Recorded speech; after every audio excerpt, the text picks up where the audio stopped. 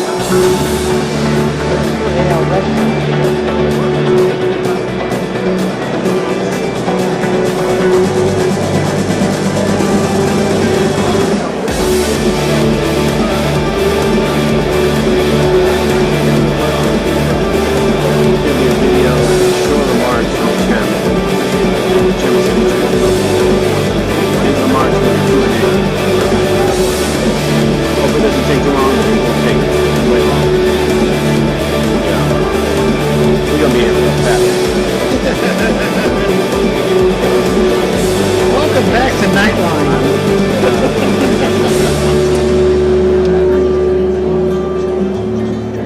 Here we go. Poor guy. Did not know where that's it.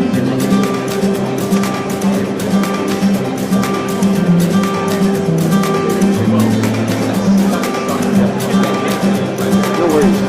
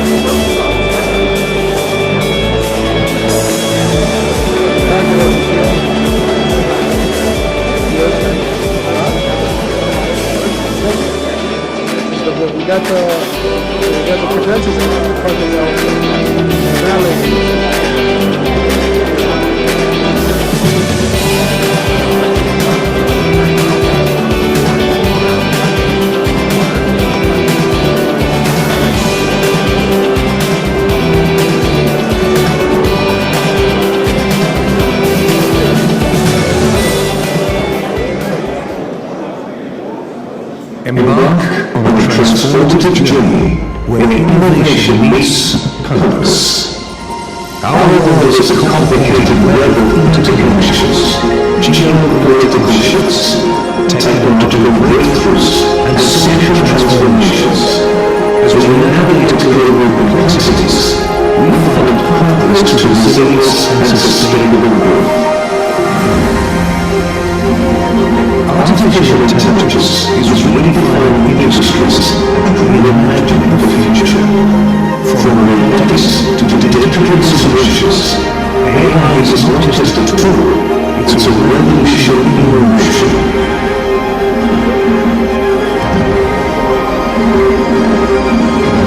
Biotech is rewriting the blueprint of life and leading us into an era where genetic innovation transforms our evolution.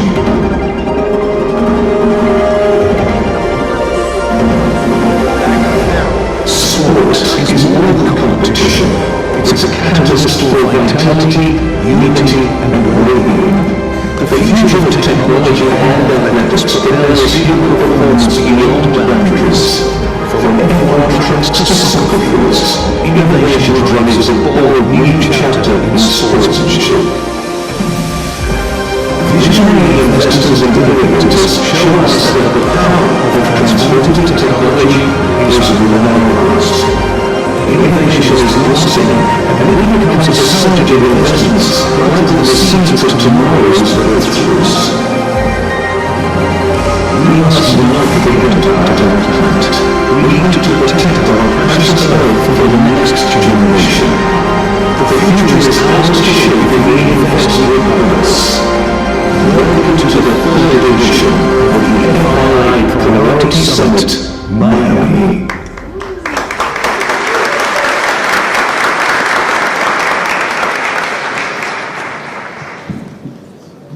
Good afternoon. Your Royal Highnesses, Your Excellencies, ladies and gentlemen, dear friends, welcome to the third edition of the FII Summit in Miami. This year, we are starting with an exceptional session. It is my distinct honor to introduce a man who is the 45th and 47th President of the United States of America. This man is a visionary business person, a media icon, and a political leader, of course. His impact on the global stage has been profound. From transforming the real estate industry to reshaping economic and foreign policy, his leadership continues to spark dialogue and drive change. At the Future Investment Initiative Institute, we are committed to shaping a brighter, more sustainable future by fostering innovation and global collaboration. These are principles that align with the President's bold approach to leadership and economic growth. Please, ladies and gentlemen, join me in welcoming 45th and 47th President of the United States, Donald J. Trump.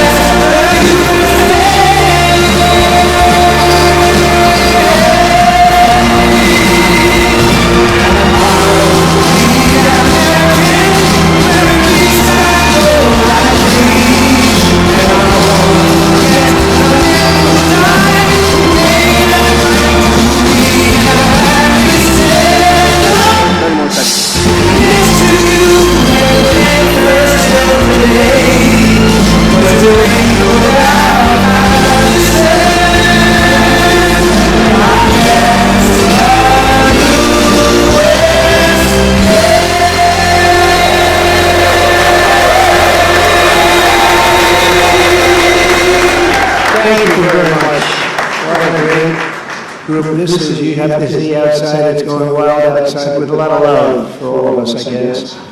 But thank you, Richard, for the introduction, and thank you to all for such a warm welcome. It's great to be back in beautiful Miami, where I've actually built a lot of great buildings with the Desert family and some others. We've had tremendous success in Miami. We have Trump Towers and Sunny Isles Beach. It's 4 beautiful buildings right over the ocean. The Trump Grande, put the little E in the end for a little, class it up a little bit. Trump Grande and the 700-acre Doral. It's a tremendous country club, and it's actually the most successful country club in the U.S., where I was just given approval to build 1,500 units, and I couldn't care less about building units. When you're president, who the hell wants to build units? I've been building units all my life. I don't want to build units, but they gave us permission to do it. But today is a tremendous honor. Become the first American president to address the Future Investment Initiative Institute. That's the first one. That's very it's always And I want to thank Mayor of Miami, Francis Suarez, for being here. Thank you very much, Francis. Hi, Francis. And thank you for the endorsement when I ran. That was very appreciated. Along with the Mayor of Miami Beach, Stephen Miner. Stephen, thank you very much. Thank you. Thank you, Stephen. Thank you very much. And numerous American business leaders, some of the biggest business leaders actually anywhere in the world, and many distinguished guests from the Middle East, and in particular the Kingdom of Saudi Arabia, a special place with special leaders.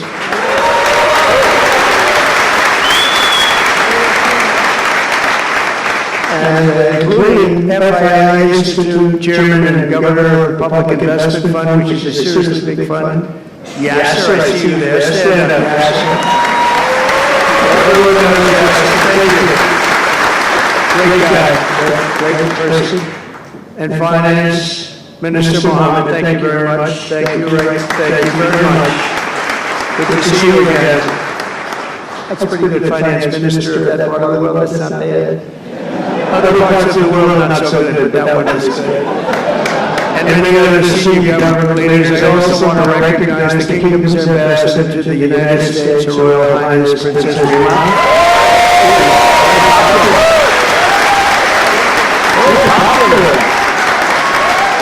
Wow, that's very nice. Sitting next to Elon. Wow, you couldn't do better than that, huh?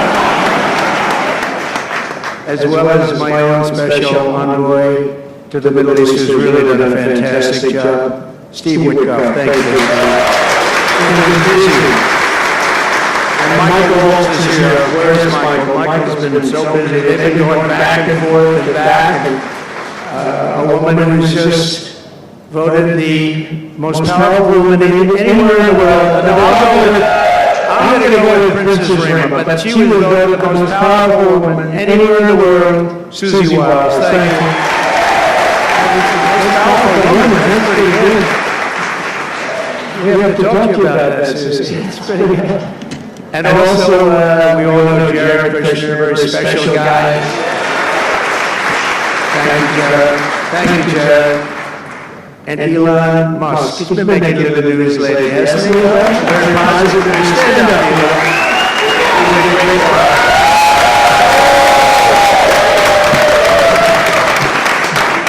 We did a little show last night. I heard they got very good ratings too, by the way. Hannity. Sean Hannity was fantastic. A fantastic man, a fantastic guy. And he did a show, and it was great being on the show with you last night. I come today with a simple message for business leaders from all across the nation and all around the world. If you want to build a future, push boundaries, unleash breakthroughs, transform industries, and make a fortune, because you want to make a fortune. Most of you have already made a fortune, I don't want to say it. There's no better place on earth than the current and future United States of America under a certain president named Donald J. Trump. I think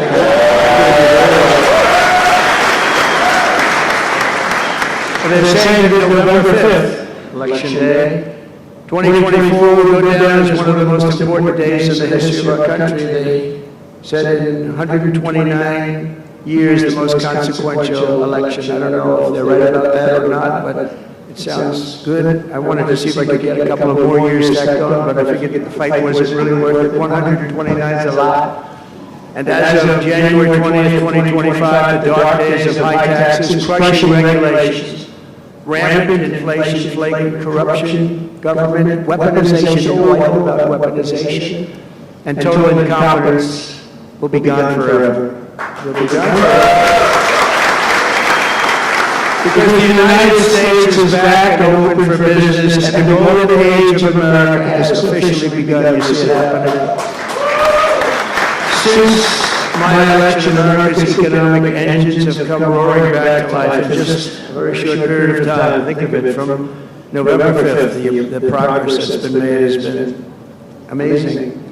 The NASDAQ is up nearly 10% in just a few months, and that's a lot. The Dow Jones Industrial Average is up 2,200 points, and Bitcoin is set multiple all-time record highs because everyone knows that I'm committed to making America the crypto capital. We want to stay at the forefront of everything. One of them is crypto, and Miami seems to be the center of the action, come to think of it, and maybe it'll stay there. Business optimism skyrocketed 42 points. Think of that in a single month, the most in history by far. That's the biggest increase in history by not even close. The ISM index of manufacturing activity surged into positive territory for the first time in many years. Amazing. And it was just announced, this is an interesting one, I didn't realize it was that bad for so long, but it was just announced by one of the nation's most historically accurate and respected pollsters, Rasmussen, that the number of Americans who believe our country is on the right track now exceeds those who think it's heading in the wrong direction for the first time in 20 years. Can you believe that? 20 years. And this is really a seismic 27-point swing from just before the election. That's, nobody's ever seen anything like that one, yes, sir. I want to tell you. That's a big one. The best and most successful business leaders on earth are now racing to invest in the United States. Since November, DeMac has announced plans to invest $40 billion in the U.S., creating at least 10,000 jobs. SoftBank has announced investments of between $100 and $200 billion, creating at least 100,000 American jobs. Oracle and OpenAI and SoftBank now collectively committed $500 billion to keep the United States on the cutting edge of artificial intelligence, and so many more. I mean, so many companies that want to come to the White House and have a little news conference all the time. I said, why don't you just announce it? But they want to come, and I'll do that. I don't mind doing that. I say anytime they want to go 10 million or more, I'm there. 10 million or more. But on his recent visit to the White House, the Prime Minister of Japan announced he anticipates Japanese investment in the United States of well over $1 trillion, and we're working on an Alaska pipeline already, which is the closest point to Asia. And as you know, the ANWR, which we've started, Ronald Reagan couldn't get it approved, nobody could get it approved for so many years, couldn't get it approved, I got it approved, actually I got it approved twice, I got it approved and Biden ended it. That was a shocker, but we just got it approved again. And we're going to be, it's probably the largest deposit maybe anywhere in the world, just by itself. It's, they say, of similar size to Saudi Arabia, so we hope that's correct. But all of this is only happening because of the world-changing results of the 2024 election. We won the House, we won the Senate, the White House, and the Electoral College, and the popular vote in a landslide. We also won all 7 swing states, and all 50 states shifted in the Republican direction for the first time ever. So every state, every single state of the 50 states shifted Republican. It's never happened before. Either way, it's never happened. And 85% of counties voted for Trump. Think of that. So you have 2,600 counties versus 525. 2,600. Think of that. That's why when you look at the election map after it was all done, the certified map, the whole thing was red. 2,600 versus 500. It's a big difference. Nobody's seen anything like it, actually. So as a result of this very historic victory, investors from all over the planet once again have confidence in America's future and respect for America's leaders. And it's about time we get a little respect. The last administration was the worst and most incompetent in the history of our country, but we are moving quickly to fix every single disaster Joe Biden created and make America stronger and more prosperous than ever before.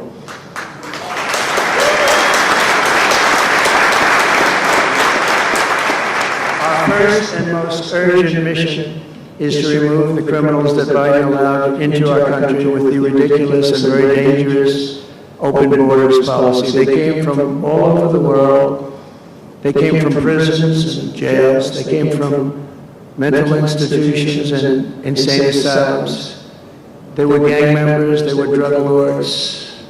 They came from all over, and they were allowed to come into our country. And we're getting them out in record levels, just like they came in record levels. I want to thank Tom Homan and Christie, who was just she's doing a fantastic job, Governor of South Dakota, and Tom Homan, you know, they are doing a fantastic job, and the results are incredible. And every country is taking them back. They're sending their criminals to us, and they're all taking them back. We had a little problem with a couple of them that ended very quickly. And some said, we didn't really want MS-13 back in our country, but I said, congratulations, you're taking them back, and they took them back. And by the way, Europe and other places ought to start also doing that. They better start looking at immigration, because it's really hurting Europe very, very badly. And they better get smart, and they better get tough before it's too late. We're also working to end the highest inflation in our country's history, all caused because they played with our energy policy and wasted money on the Green New scam and other things such as that. And they wasted money at never seen before levels.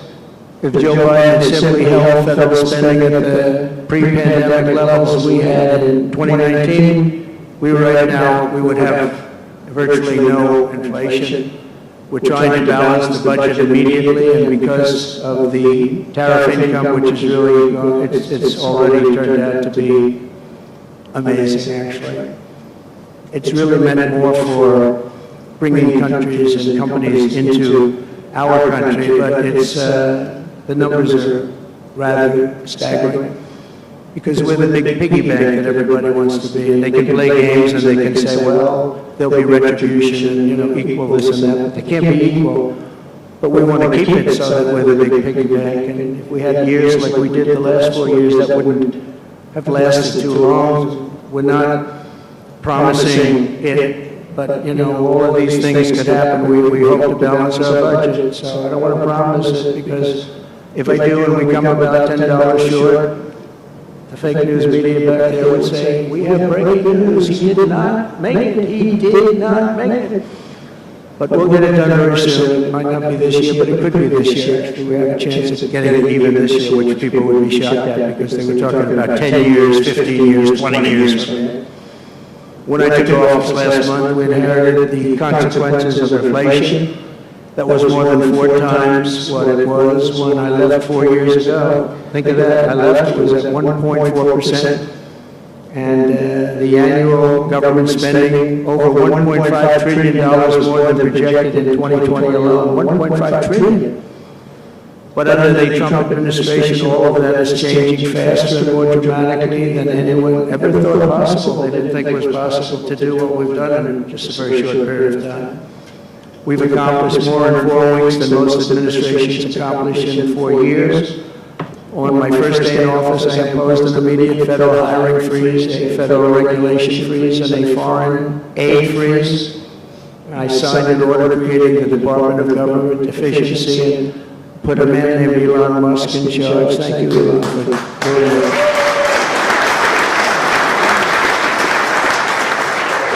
He's doing a great job. You could have seen him last night. He's really, you know, he's a very committed person. He's a very serious person.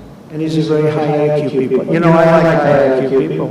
Not all have to be, but, you know, it'd be nice to have some people up there that he's a seriously high IQ individual. Now, he's got his faults also, I will tell you that. But not too many of them, which is now really waging war on government waste, fraud, and abuse. And they're curbing inflation and saving taxpayers billions and billions of dollars every single day. There's even under consideration a new concept where we give 20% of the DOGE savings to American citizens and 20% goes to paying down debt, because the numbers are incredible, Elon. So many billions of dollars, billions, hundreds of billions, and we're thinking about giving 20% back to the American citizens and 20% down to pay back debt, and pay down debt, which is, if you look at value, if it were a real estate balance sheet, the debt is tiny, but we still want to pay it down. Doesn't matter. We don't look at it as a piece of real estate. It's America. We're going to get it down through intelligence, hard work, and as Elon said, a word called caring. You have to care. By doing this, Americans will tell us where there's waste. They'll be reporting it themselves. They participate in the process of saving money. So many of the men and women in this room, as an example, they pay tremendous amounts of taxes. And here are just a few examples of where your money was going before I came along.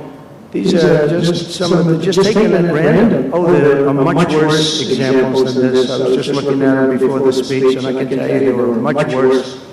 And there are some that are horrible, but I don't want to really say them because they're very, very embarrassing to people. Very, very embarrassing. And they're really something, but you'll be seeing it and you will be reading about it. But just some taken at random, $2 million for sex change operations in Guatemala, $20 million for Sesame Street performances in Iraq. 20 million, that's a lot of money. You know, I know what it costs to do those things. You get a cast over for 50,000. Give them a couple of bucks tip. That's it, not 20 million. 20 million. That's gone with the wind on steroids. $101 million for 29 diversity, equity, and inclusion contracts at the Department of Education. Wow. And we've also canceled all of these, saved all of this money. And again, this is just a small sample. This could go on, I could read them all day. $520 million for a consultant. I want to know who is that consultant. To do ESG, that's environmental, social, and governance investments in Africa. $25 million to promote biodiversity conservation and illicit livelihoods by developing socially responsible behavior in Colombia. $40 million to improve the social and economic inclusion of sedentary migrants. Nobody knows what that even means. None of this stuff. Everyone's trying to figure out what the hell does this all mean. $42 million for social and behavior changes in Uganda. 40 million is a lot of newspaper ads in Uganda. $70 million for research of evidence-based solutions for development challenges. $10 million for Mozambique medical male circumcision.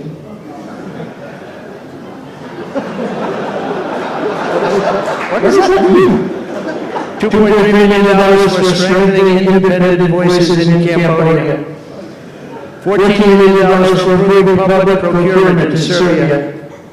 $486 million to the Consortium for Elections and Political Process Strengthening, including $22 million for an inclusive, participatory political process in Moldova. And $21 million for voter turnout in India. What do we need to spend $21 million for voter turnout in India? Wow, $21 million. I guess they were trying to get somebody else elected. Well, we ought to tell the Indian government, because when we hear that Russia spent about $2 in our country, it was a big deal, right? They took some internet ads for $2,000. This is a total breakthrough. $21 million for India elections. $29 million to strengthen the political landscape in Bangladesh. $20 million for fiscal federalism and $19 million in addition to the $21 million for biodiversity conversion in Nepal, $1.5 million for voter confidence in Liberia. We need voter confidence too when you read this list. $14 million for social cohesion in Mali, $2.5 million for inclusive democracies in South Africa, $47 million for improving learning outcomes in Asia. Asia's doing very well. We don't need to give them money. And then another program, $50 million plus another $50 million for condoms for Hamas. You know? $100 million for condoms. Condoms. Does everybody know what a condom is? For Hamas. $100 million. And these are just some, I could read this list all day long, I just don't want to bore you. But these are just some, and not nearly as bad as others. And some are just, I just don't want to say them because they're too incendiary. We're also finding tremendous abuse, waste, and fraud in Social Security. Social Security is what's happening there is going to be one of the great potential scandals in history. On the program there are over 4.7 million Social Security numbers for people from 100 years old to 109. Think of that. Now, over 100, there are a lot of people that make it. Hopefully, most of the people in this room will make it. But historically, you don't have thousands and thousands of people. But listen to this, 3.6 million people are on Social Security rolls from the age of 110 years old to 119. Do you think there are really that many? Those people are seriously old. But it gets worse. 3.47 million. 3.47 million people are on Social Security from the age of 120 years old to 129 years old. 3.9 million people are on the age of Social Security from 130 years old to 139 years old. Now, the all-time record, I heard, is a woman who was 127 years old. That's the record. A woman from a certain country where they have actually people that live pretty long, actually, and she was 127 years old. That's pretty old. But we're topping her by millions. 3.5 million people from the age of 140 to 149 years old.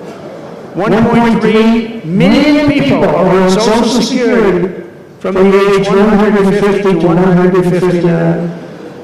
And over 130,000 people are on Social Security over the age of 160 years old, okay? Including over 39 people, think of it, over 1,000 people between the ages of 220 to 229. And one person between the age of 240 years old to 249. And the record topper, there is one person on Social Security who's 316 years old, which is approximately 110 years older than our country.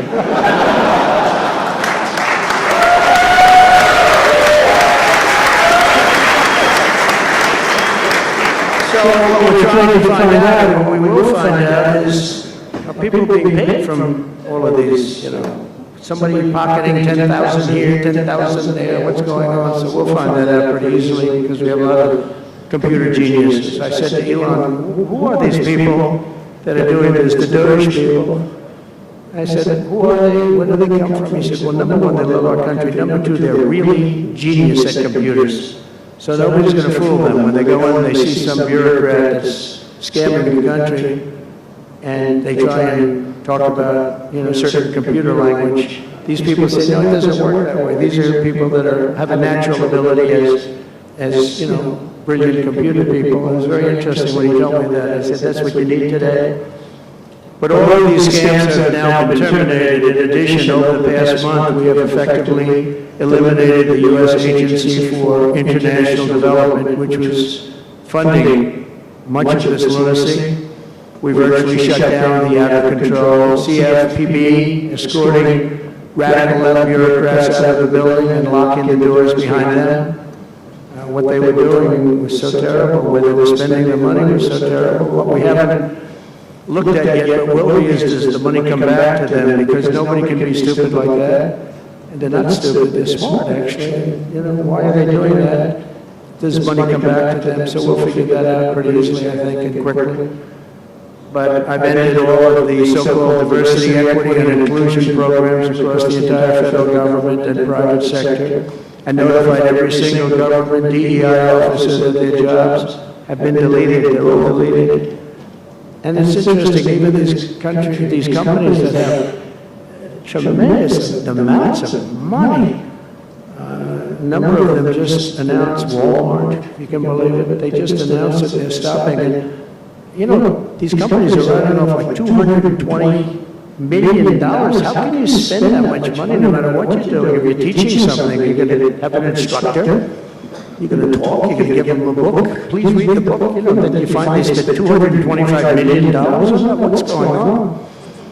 And we're going in the wrong way. You know, military is really, although I tell you, you know, we defeated ISIS with our military in 3 weeks. General Raisin King, he's a real general, not a television general. And 3 weeks ISIS, and I asked him, and I saw some of his people that were so great as soldiers. We have the greatest military in the world, but we don't have the greatest top leadership. That's why Afghanistan was such a horrible situation, so embarrassing, and so many other things. But when we want to, with proper leadership, there's nobody even close to us. We have the best equipment in the world. We make the best equipment in the world. But we have the best military. You know, we never fight to win. We fight to just keep it going forever. And when we fight to win, there's nobody that can even come close to us. But I was talking to General Dan Kane, we call him Raisin Kane, and I was told it would take about 4 years to defeat ISIS, and he did it in 3 weeks. I said to him, what do you think, General? How long will it take, sir? I think we should do it in less than 4 weeks. You're going to have time left over, and he did that. And we were told by the television generals it would take 4 years, and we did it. That's when I went to Iraq. I flew to Iraq, and late at night, the dark of the night, all the windows closed, all the lights off in the plane, Air Force One. And we flew in, and it was pretty amazing. I'll tell you, we were landing, and there were no lights in the plane. Sir, we have to turn off all lights. I said, we spend $9 trillion, and we have to fly in Air Force One with the lights off. And I went up to the pilot, said hello. And by the way, these guys are like central casting. These are the best-looking human beings. Everybody's perfect. The most handsome people, the best-looking people you've ever seen with the flat tops and the whole thing. And I was a little concerned because the lights are off, and everything's off, and even the lights where he was were down very dim, very dim, with all of the lights on the fancy dashboards of the plane, of Air Force One. We're getting a new Air Force One, and they can never finish the damn thing. We're getting 2 of them, actually. But we may have to go a different route because it's taking them a long time. We're going to get military that's going to start building. We're going to get people to start building properly again in our country because they don't build properly. This was going, but we're up there, and I'm looking at these people, and again, I say, they look like Tom Cruise, but better. Stronger, tougher. And I like Tom Cruise, but these are better. And they said, are we okay, Captain? Yes, sir, we're fine, but I'm looking at it, I don't see any lights, and we're landing. And I'm used to that. I like to sit with the pilots a lot and respect the pilots greatly.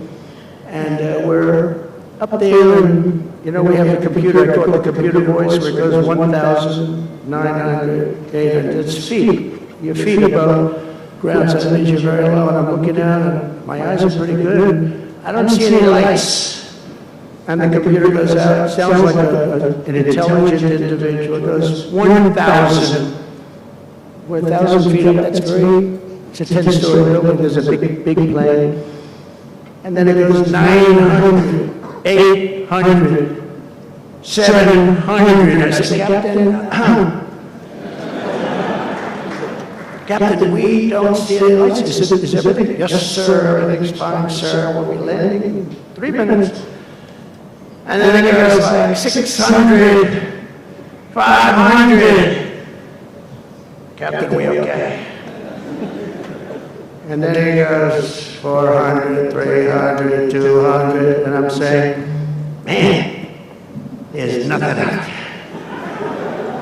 And then he goes, boom, perfect landing right on this thing. There are no lights on the runway. There's no, I don't know how the hell they do it, but I'm sure as hell that we had somebody that knows how to fly. But they didn't want to have any lights because they didn't want the enemy after spending, you know, years and trillions of dollars. We have to land with Air Force One with no lights on the runway. But they were incredible people. And then I got out of the plane. Actually asked my people, you know, I said, excuse me, I was very brave sitting in that cockpit. Am I allowed to give myself the Congressional Medal of Honor? And they said, I don't think so, sir. I said, well, I felt I was extremely brave. But now here's the problem with saying a story like that when you're a kid. The press will say, President Donald Trump wanted to give himself the Congressional Medal of Honor. Headlines, you know, headlines all over the fake news. We call it the fake news, but we're all wise. But it was something, and then I went down, and it was the same thing. I'm standing on the top, and I look down, and there's these handsome people. Everybody's like from a movie set. Good-looking guys. I get down the stairs. What's your name? My name is Kane, sir. What's your first name? They call me Raisin. They say, wait a minute, your name is Raisin Kane? I love you. I've been looking for you for 5 years. You are. This is what I want. And there was a general next to him, there was a colonel, there was a drill sergeant, a master sergeant. They were all like people I could make a movie right now. I have the best looking people ever. And they were great. And then I went in and, sir, would you like to rest before the bed? No, I don't want to rest. I don't want to rest. I've been resting on the plane. Other than the last few moments, which were quite harrowing. And I said, I don't want to rest. He was thinking about Biden in advance, you know? Biden would have gone there, they would have rested for days. And then they wouldn't have a meeting. He'd just go home. No, I said, I don't want to rest. I don't want to rest at all. I want to go. So we went into this like bunker. And we had a lot of very good, talented people. And that's what I asked them. I said, you know, I'm hearing it's going to take a long time. No, that's not right, sir. It's not going to take a long time. We'll have it done in 4 weeks. I said, how can you say 4 weeks when in Washington they said 4 years? They said, 4 weeks, sir. We'll hit them left, we'll hit them right, we'll hit them up the center, we'll hit them underground and overground, we'll knock the hell out of them, sir. And I said, why is it that they said so long? Because they wouldn't let us fight. And we're very far away. They want us to fight from this airport. We're very, very far away, sir, and they want us to fight here. We have many substations out, sub-airports, they call them, remote airports, where they build them in the sand, and we have many of them, and I'd use them all, sir. And I would hit them so hard from so many different directions. I said, well, what do you think? He said, you just let me know. I called him back, and I said, go ahead and do it. Are you sure you can do this, General? I said, yes, sir. And he did it actually in 3 weeks. It was over 100% of people that are really hurting the Middle East, hurting the world. And it was done. And we have, I'm telling you, we have the greatest military in the world, but you have to use the right people. But there's nothing like what they were able to do in that case and in other cases wherever I gave them something. It was done incredibly well. And you know many of the instances because it's been well reported. But we've also required, we have a country that's a great country, it's a strong country, but it's a country that's just now gaining its respect back to the levels that it should have never lost. We were being laughed at by the entire world, but we're not being laughed at anymore. But we've also required that all federal employees must once again show up to work. It's a new phenomenon, you know, since COVID. Show up to work in person like the rest of us. I mean, it doesn't work when you don't show up. And I see companies now are all going back to it. They're all going back. It's great. I watch some of the big business leaders saying we absolutely are going back. You can't work at home. They're not working. They're playing tennis, they're playing golf, or they have other jobs. But they're not working, or they're certainly not working hard. You could never build a company or a country with that. So we have a very strong policy, and if they don't show up to work, they get fired. And we're trying to make our government smaller but much stronger. and we have tremendous bureaucracy, but it's happening. A lot of people are leaving, and in some cases leaving with pretty good offers. You know, you pay 7 or 8 months and go out and find a job. Some of these people had jobs. They were actually working for us, but they also had other jobs. And those people, in theory, they had problems. I don't know if we're going to do anything about that. So we have other things to do, but they were working other jobs instead of working for us. So they were staying home working, but they were working other jobs, getting paid a lot of money perhaps.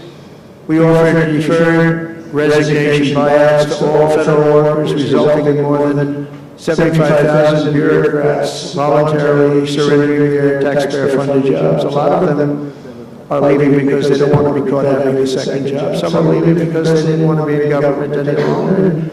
And some are leaving because they didn't want to show up to work. They wanted to work outside of an office. And that's never going to work for anybody, including companies. Companies ought to get smart. You watch these companies where they do that, they start going bad, nobody knows what's wrong with this company. We'll try getting the people back into the office where they can be cohesive and together.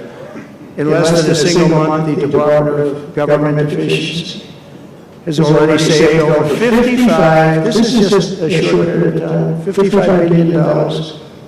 And we're just getting started. That's nothing compared to the numbers that we're talking about. Right?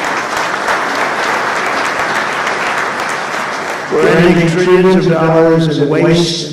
It'll mean much lower inflation, lower interest rates, lower payments on mortgages, credit cards, car loans, and much higher stock markets. I think the stock market's going to be great. In other words, we will rapidly grow our economy by dramatically shrinking the federal government, and we have to do it. I'm also taking fast action to end the radical legislation wrecking crusade against oil and natural gas. Over the past 4 years, the Biden administration cut the number of new oil leases and gas leases by 95%. They slowed new pipeline. I mean, look at the, anyone, Dakota Access, they wanted that one knocked out. The Keystone Pipeline, they wanted that one knocked out. They ended the Keystone. We got the Dakota Access done, but it wasn't easy after they tried to stop it.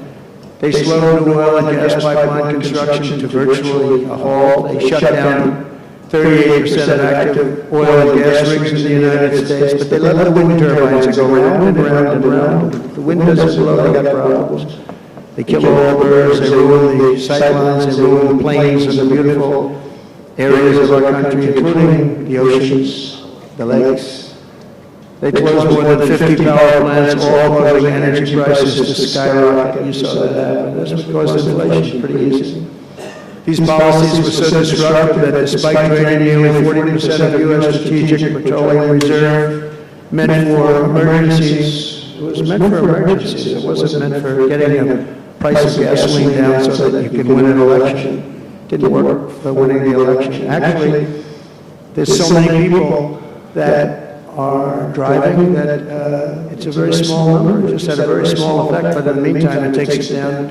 It's at now, it's at the, we'll fill it up fast, but it's at the lowest level. When we made the transition, it was at the lowest level in history, ever recorded, the lowest level. Nobody's ever seen it that way.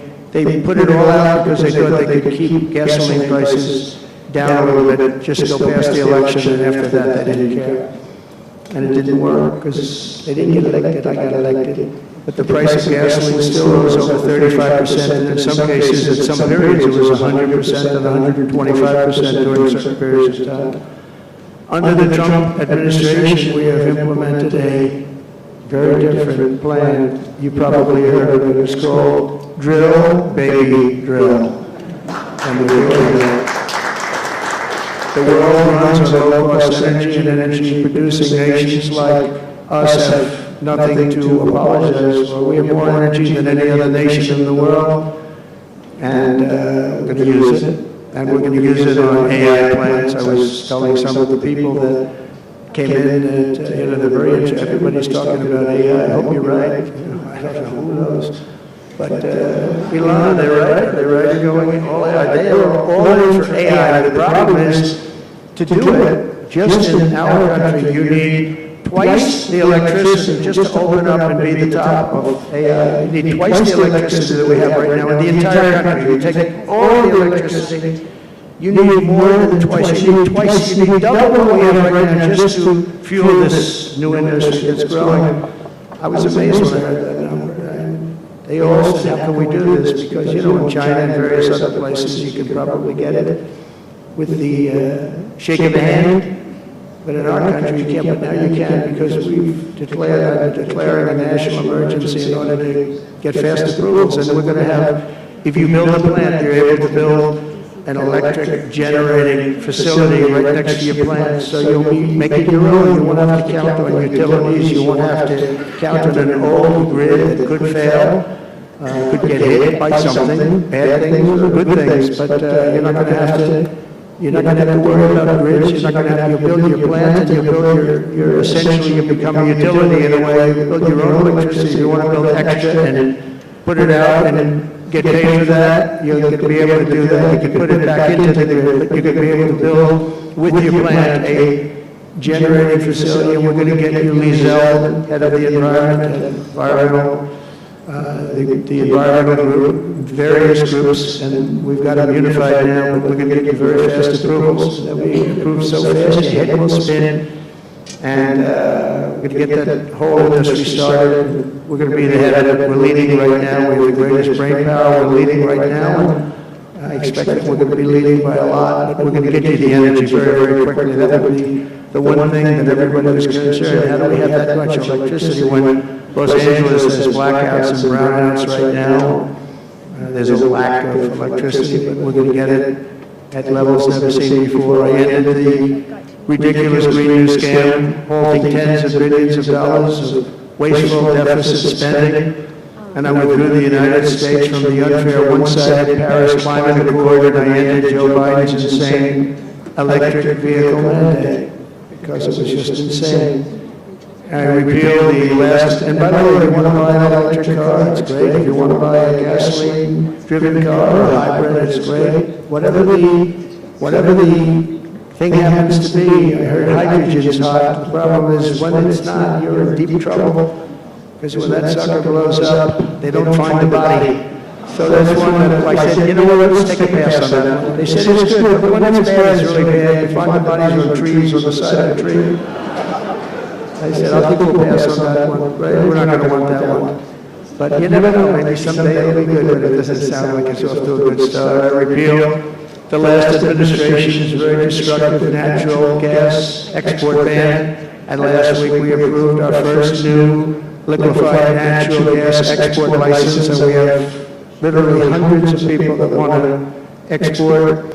I recently met with the Japanese Prime Minister, Shiba, to discuss large increases in American oil and gas exports. They wanted so badly. They said we went to the Biden administration, they wouldn't sell it. They wouldn't sell it. Nobody knows what Biden didn't know why. They asked him, I don't know. You want to, they did, oh, I didn't know that.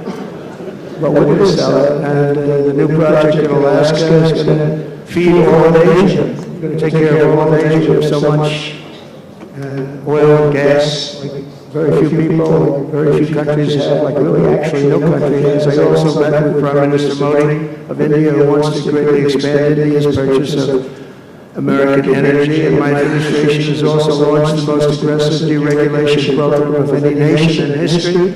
Under my executive order, for every one new regulation added, 10 old regulations have to be eliminated. And you know, in our first term, which was actually an incredible success, we had the greatest economy in history until COVID, and even after that, we did great. The stock market was higher. If you think of it, it was higher after the fact. After we went through that whole thing, it was higher than it was just prior to COVID coming in, which is a pretty amazing thing. But we did a great job on that, but it was a terrible thing for the world. The whole world suffered. It suffered terribly, including China, including other countries. It was a terrible period of time. But despite that, we did well. But we had the greatest economy in the history of our country. And I think this time we're going to do even better. We were artificially hurt by COVID. We had to focus on that instead of focusing on, but just prior to COVID coming in, there's never been anything like what we did, what we achieved. And even after we did very well, and especially considering what all of us had to do with COVID, some nations were hit so badly, it's just unbelievable what happened to them. As part of our effort, I've signed executive orders to keep the United States at the forefront of artificial intelligence and to end Joe Biden's war on Bitcoin and crypto. We ended that war totally. That war is over.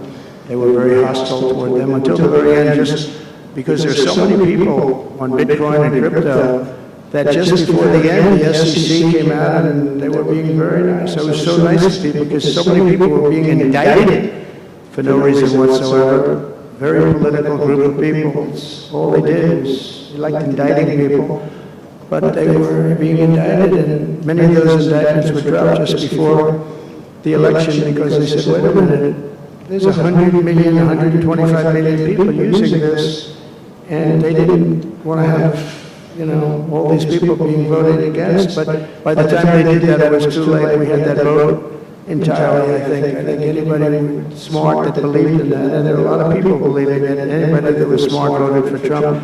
And they pulled the indictments. I see people that were indicted, they said, I saved your life. I saved your life. Because if they thought that, they actually thought that I was doing this, they said, why is Trump doing this? Is he doing it for political reasons? I don't do anything for political reasons. I do what's right. I want to be at the forefront of every industry. So, I'll be working with the Republican Congress to pass the largest tax cuts in American history, and that includes, obviously, we have to extend the Trump tax cuts, which were, until now, the largest. We're going to dramatically cut taxes for families and for workers and for companies, including no tax on tips, and hopefully no tax on Social Security and no tax on overtime.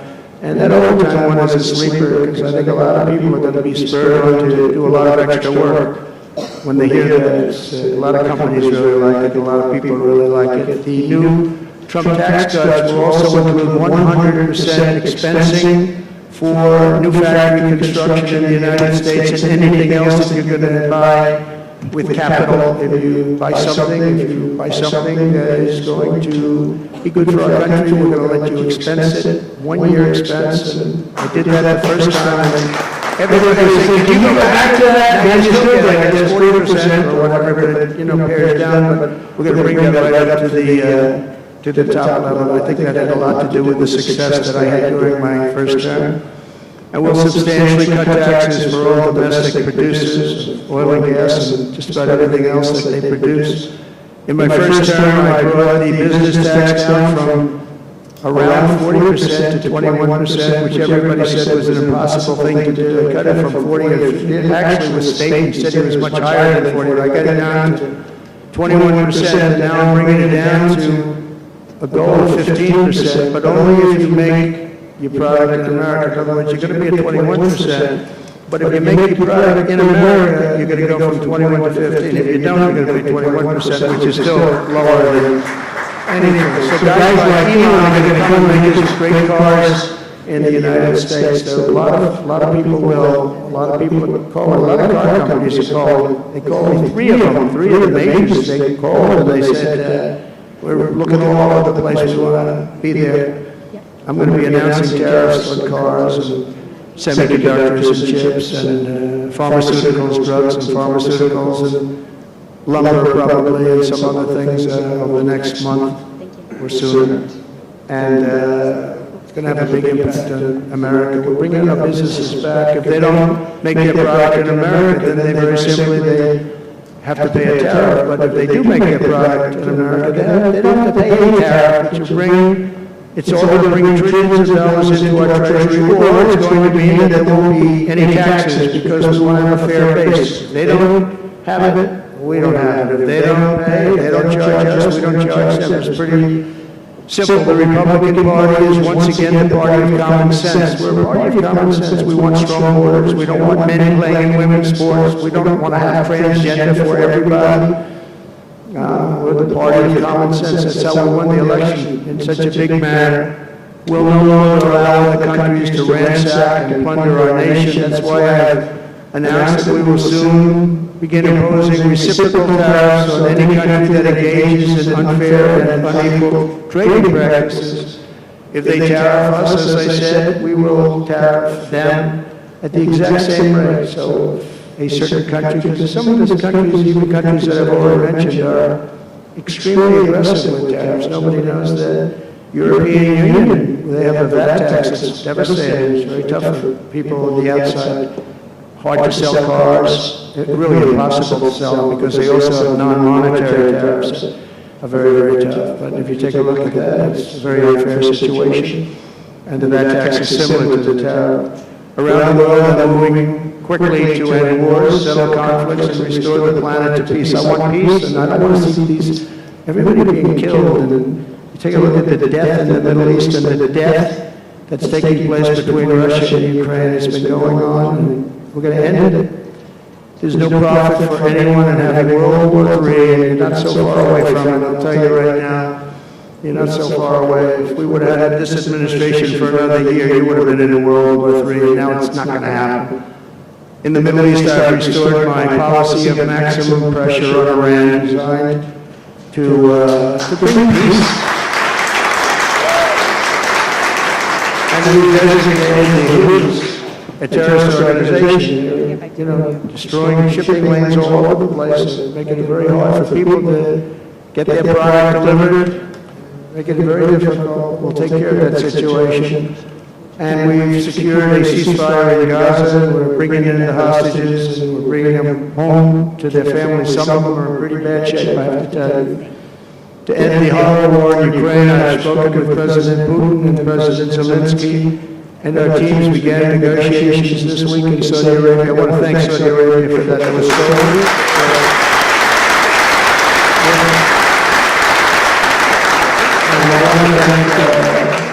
in particular, we have so many of the people, yes, they're Mohammed, all people, but in particular, we have to thank Crown Prince Mohammed bin Salman for hosting these historic talks. And talks that went very, very well. Steve was there, Steve Woodcock was there, Michael was there, Michael Waltz and others, and they really went well. It's a big step. We've got to get that war over with. You have to see the people that are dying. I look at the pictures, the satellite pictures of the field. It's a level field. And it looks like a modern-day version of Gettysburg. You know what that means. It is just carnage. It's horrible. And, it's not American soldiers. It's not even soldiers from the Middle East in the case of Ukraine and Russia, but it's people, it's young people from Russia and Ukraine mostly that are just being decimated. It's flat fields. And a bullet goes, and a bullet only stops when it hits somebody. And the level of people being killed in that battle, soldiers, young soldiers, in some cases old soldiers, because they're running out of people, they're running out of soldiers, in one case.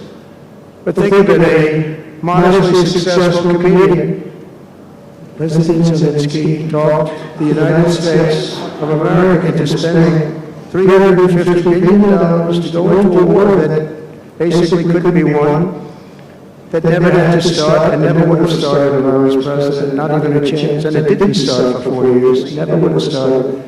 But a war that even without the U.S. and Trump will never be able to settle. We'll never settle that war without our involvement. That's why they did such a great job this weekend. That's why Saudi Arabia did such a great job this weekend in hosting. The United States has spent $200 billion more than Europe, and Europe's money is guaranteed.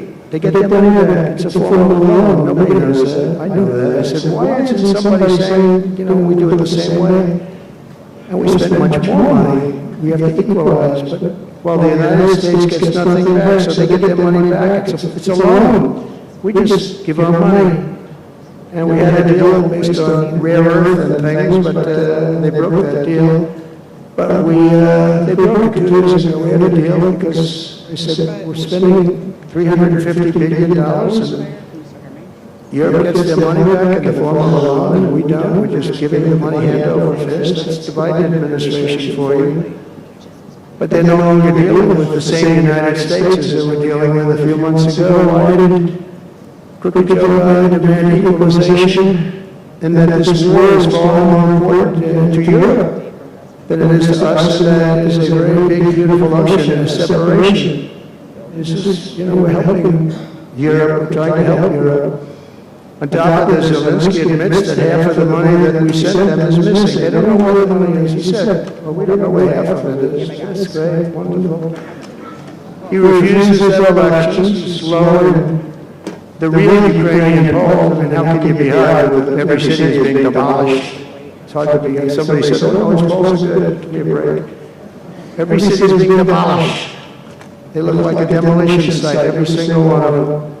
And the only thing he was really good at was playing Joe Biden like a fiddle. He played him like a fiddle, that's an expression we use, yes, sir, to say that he's pretty easy, pretty easy. A dictator without elections. Zelensky better move fast or he's not going to have a country left. Gotta move fast. That war's going in the wrong direction. In the meantime, we're successfully negotiating an end to the war with Russia. Something will admit that only Trump's going to be able to do with the Trump administration. We're going to be able to do it. I think Putin even admitted that. Biden never tried. Europe has failed to bring peace, and Zelensky probably wants to, maybe he wants to keep the gravy train going. I don't know what's the problem, but he hasn't been able. He's very upset that he wasn't invited. He could have come if he wanted to, but that he wasn't invited to Saudi Arabia. But he's been working for 3 years. There's never been even meetings or phone calls to stop this war. It's a horrible thing. I figure Russia's lost 900,000 soldiers. I think that Ukraine's lost probably 700,000. And it's a terrible thing. You'll see bodies and body parts all over the field, all over. We see them through, very accurately through satellites. I love Ukraine, but Zelensky has done a terrible job. His country is shattered, and millions and millions of people have unnecessarily died. And you can't bring a war to an end if you don't talk to both sides. You gotta talk. They haven't been talking for 3 years. So we hope to see a ceasefire soon and to reestablish stability in Europe and in the Middle East.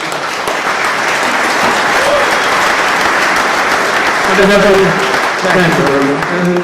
As I've said before, it's my hope that my greatest legacy will be as a peacemaker and a unifier. That will be a great legacy. So in conclusion, the golden age of America is upon us, and I'm inviting everyone here today, and every citizen across our land, to take part in the most extraordinary period of peace, prosperity, growth, innovation, wealth creation, and expansion the world has ever seen. We're on our way. I mean, everyone's talking about us. 3 weeks, we're in there for a couple of days, more than 3 weeks, and everyone's talking about it. You have to see the crowds of people outside. It's pretty amazing what's happening. We're on the verge of soaring markets, surging incomes, booming production, groundbreaking technologies, thrilling discoveries, and a quantum leap in the quality of life.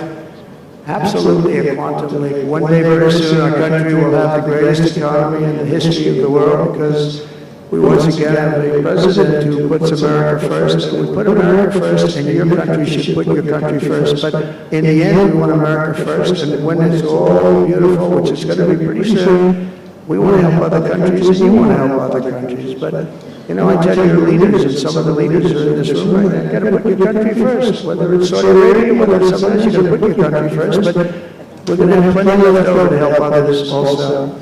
As long as you invest in America, build in America, and hire in America, that means that I'm fighting for you, and I'm fighting very hard for you. Together we're going to make the United States of America bigger, better, bolder, richer, and greater than ever before. It's going to be stronger than ever before. We're going to be a peacemaker, a peacekeeper. We're going to stop people from these stupid, never-ending wars. We're not going to partake in them ourselves, but we'll be stronger and more powerful than anybody by far. If it ever came to war, there is nobody that will be able to come close to us, but we don't think that's going to ever happen. So I want to thank you all very much. It's a great honor to be here, and I think somebody said you're going to ask questions, and I didn't say, gee, what other questions like Biden does. I say, just ask, it doesn't matter. You ask a question and I give an answer. So I think, Richard, you're going to come up and you're going to give me some questions. Thank you very much.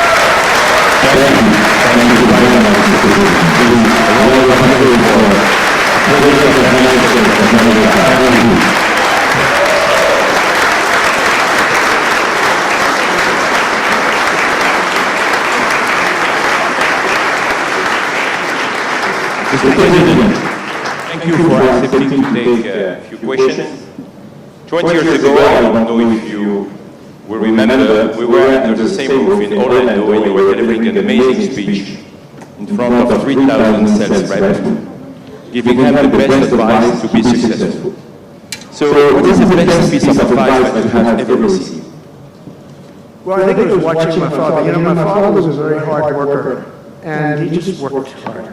And he was very smart. He had good genetics. His brother was the longest-serving professor in the history of MIT, Dr. John Trump. And my father was every bit as smart. But my father had to work. He was older, and he put his brother through school.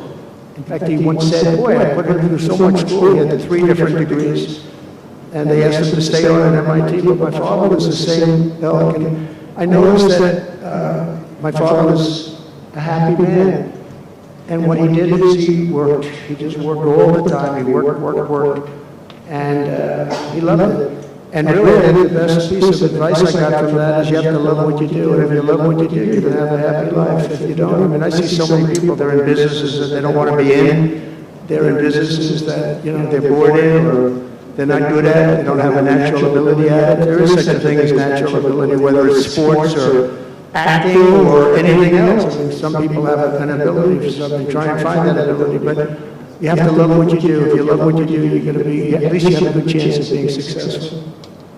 Mr. President, it's almost time for a dinner. So if you are throwing a dinner party, and you can invite 3 fascinating guests, living or dead, who would you bring? Well, they're all sitting right in the front row.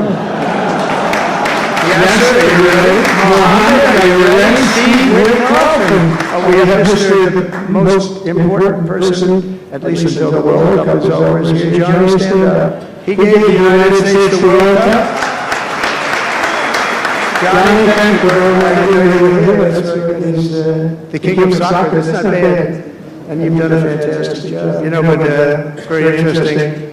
When I was president, I got the World Cup, and I got all of the, you know, we have the 250 anniversary, so that fell in this administration. That's a big deal, 250 years.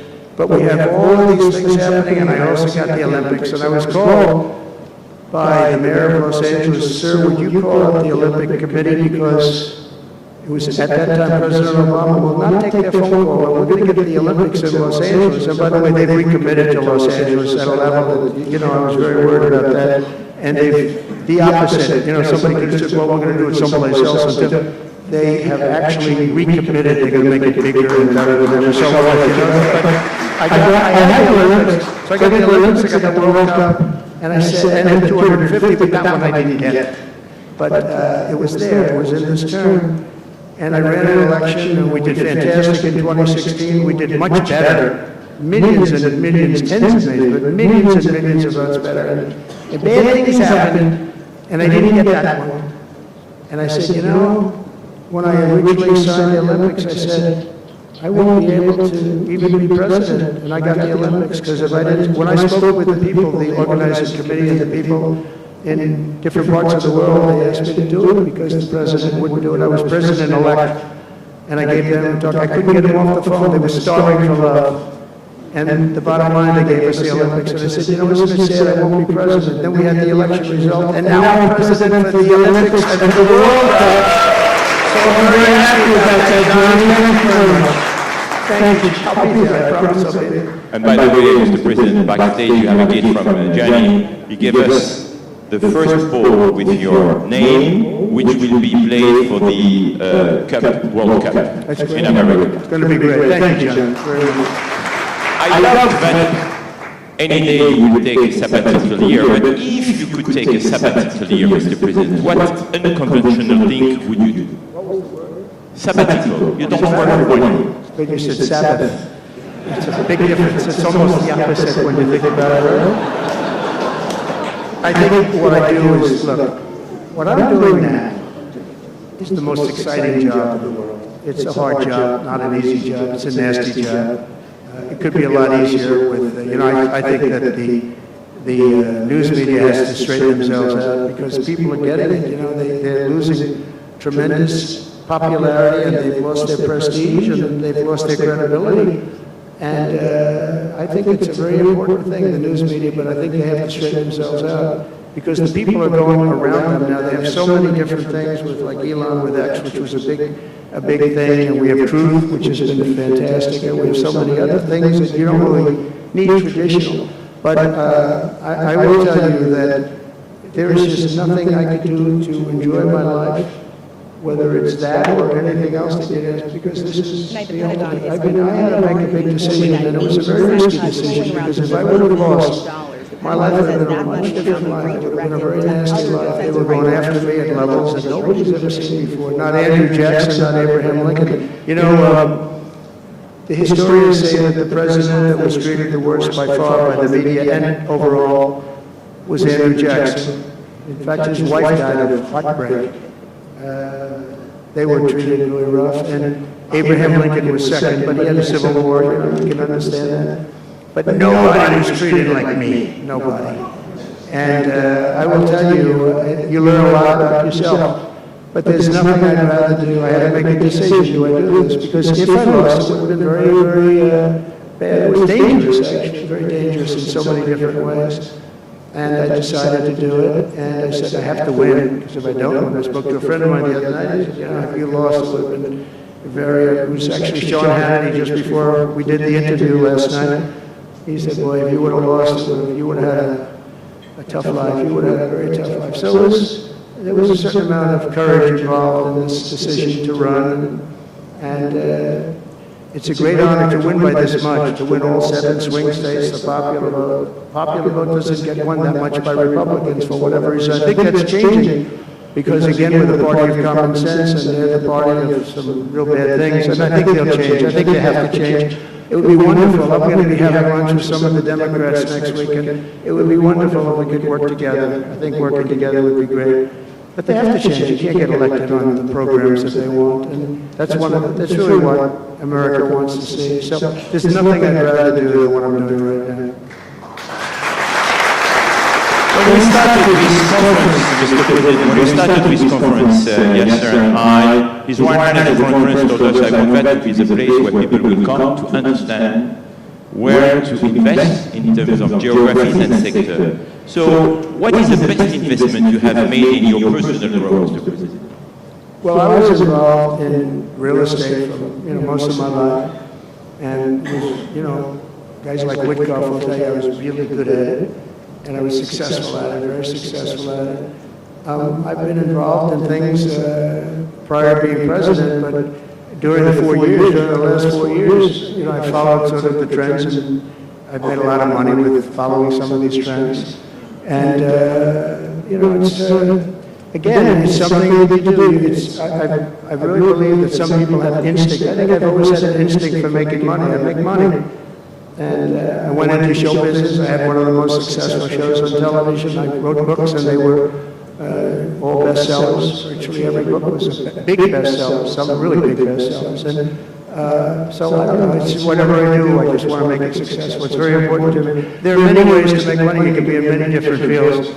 And a lot of it is being in the right country. If you're in a certain country, our country was actually getting very bad, a very dangerous place, actually. Bad things were happening, but if you're in a certain country, you have a chance to do well. And no matter how good you are, if you were born into the wrong country, you're not going to make money. Now, you can do other things. You can attain power, I guess. Maybe it's the wrong kind of power, but it's power. But being in the right country, where you have the right incentives and entrepreneurship, etc. And America has always been sort of at the top, or one of the top, but always pretty much at the top. But it was losing that position, and I think losing it rapidly. This last administration, look, I don't want to be, I wish I could say, I wouldn't have run. If I thought Biden was doing a good job, if I thought they were, I wouldn't have run. Because as I said, it was very dangerous to run in a lot of ways. In fact, my ear will show that. When you look at it close, my ear, I have that throbbing feeling every once in a while, but it was dangerous in a lot of different ways. But he was so bad that I had no choice but to do it. If I thought he was doing a great job, I would have run, and I would be very happy I actually wanted him to do a good job. I was saying, do this, do that, I'm telling them, do things, they should have done what I said. But I would have been very happy not to have run, and frankly, to have seen somebody do a good job, but our country was going to hell, and I really sort of had to run. If you were a historical ruler, would you prefer to rule during war or peace? Well, I want to be, again, a peacemaker, and I want to keep us out of war, but sometimes to do that, you have to have a very strong country, you have to have a very strong military. And as I said, we have a much stronger military than anyone would know. We have the best equipment. And I bought a lot of it. I rebuilt our military in the first 4 years. I rebuilt it. We gave a lot of it away to Afghanistan, to the Taliban, stupidly, but that's a very small amount. It was billions and billions, but it's still a very small amount relatively to what we built. But I largely rebuilt our military. Now I'm going to have to do it again because so much has been given away, so much has been treated so badly. But to keep peace, you really have, I have a thing, strength through, and I did it, you really have it, you have strength and you need the strength, but it's really peace through strength, because without the strength, it's going to be very hard to have peace, because you're going to be taken over, bad things are going to happen, so you really want to have peace through strength, and that's where I've done it. Having strength, having power in that sense to protect yourself and your people is a very important thing. Hopefully you don't have to use that power. I will tell you, I was dealing with President Putin very successfully on denuclearization. We were talking about it very seriously, and then COVID came and lots of things came, and we had also talked to China about it. Now, Russia and us have the biggest nuclear by far. China is not close, but they will be close. In 3 or 4 years or 5 years, they'll be equal. But we were going to talk to China, and I spoke to President Xi about it very successfully. I think we were going to denuclearize it. We would have had to get the smaller nuclear powers, of which there are 4, 3, maybe 4 probably, to do something. We would have been able to do that. But I was having very strong talks with President Putin about denuclearization. And, you know, the president, you get presentations about what we're building, what we're having, the power of weapons, the power of many things besides weapons per se. But I saw the power of nuclear weapons, and we can never let that happen. If that happens, the ballgame will be, the world will be destroyed. The power is so enormous. You look at Hiroshima, you look at Nagasaki, multiply that times 500 times, and the world would be destroyed. So you want somebody as your president, or you want somebody as your leader that understands that we just can't let that happen. We can't let other countries get nuclear weapons.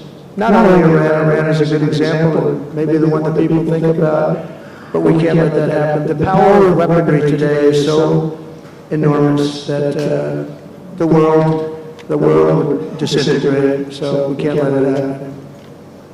Mr. President, if you had to describe the United States of America in just 3 words, what would they be? In 3 words? 3 words.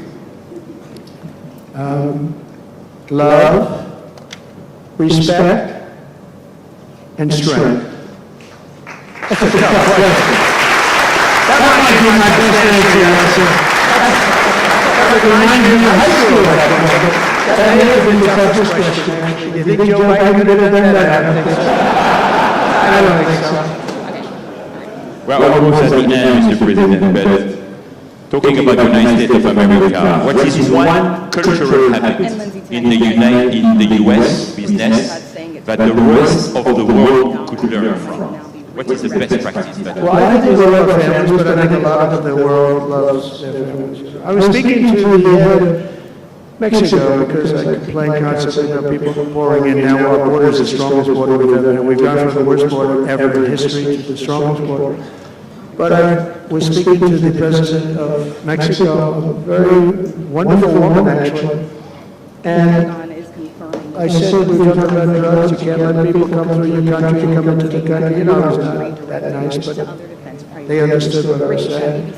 And she said something that really got me. She said, I said, you're not a big drug taking nation. And she said, no, we are not a consumer.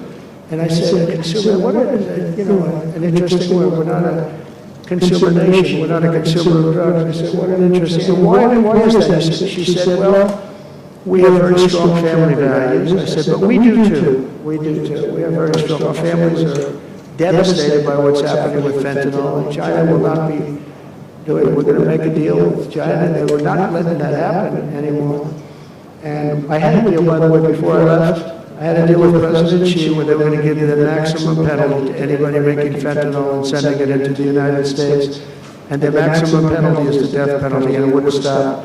But when the election turned out to be a rigged election, but that's okay. When an election turned out to be, it was an election that shouldn't have happened. All the things that happened. I'll give you an example.